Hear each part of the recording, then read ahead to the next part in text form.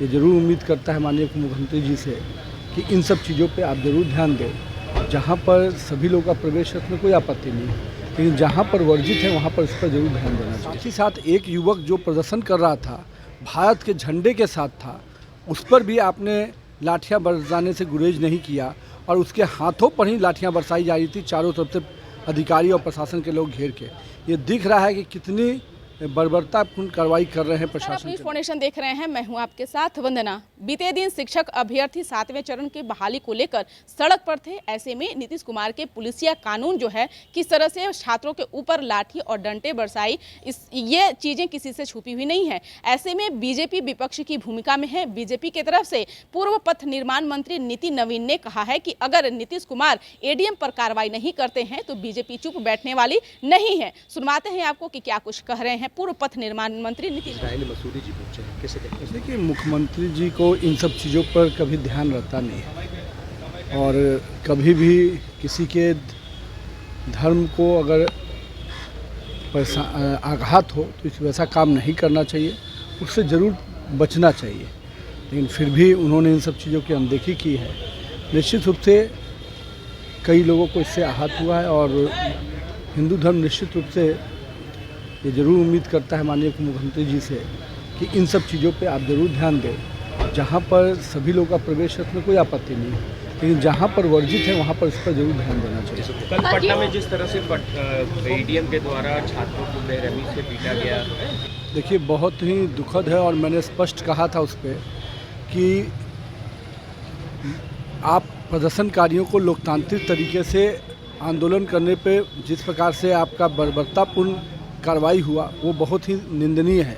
और साथ ही साथ एक युवक जो प्रदर्शन कर रहा था, भारत के झंडे के साथ था, उस पर भी आपने लाठियाँ बरसाने से गुरेज नहीं किया और उसके हाथों पर ही लाठियाँ बरसाई जा रही थी, चारों तरफ से अधिकारी और प्रशासन के लोग घेर के।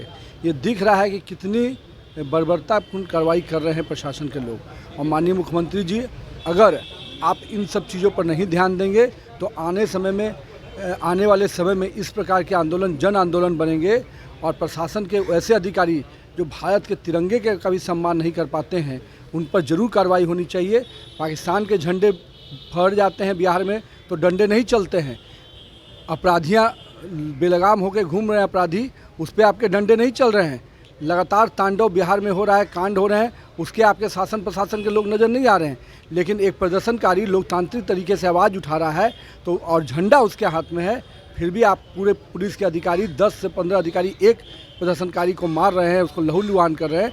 तो कहीं ना कहीं दिख रहा है कि प्रशासन हिटलर शाही रवैया पे आ गया है। और मुख्यमंत्री जी, अगर आप ऐसे लोगों पे कार्रवाई नहीं करेंगे तो बिहार में ऐसे आंदोलन जन आंदोलन में बदलेंगे। कहा है कि बीजेपी के द्वारा रचा हुआ साजिश है, असामाजिक तत्व प्रवेश कर गए हैं, वो छात्र नहीं है। अगर सामाजिक तत्व हैं तो उनको पूरी उनके खंगाल लिया जाए और खंगालने के बाद उन पर कार्रवाई की जाए। हम ये तो नहीं करें कि कौन व्यक्ति है, लेकिन जो दिख रहा है वीडियो में, एक व्यक्ति गिरा हुआ है, भारत के झंडे के साथ है और उसको चारों तरफ से घेर के पुलिस के अधिकारी उसके हाथ पे डंडे बरसा रहे हैं जहाँ पर वो झंडा पकड़ा हुआ है।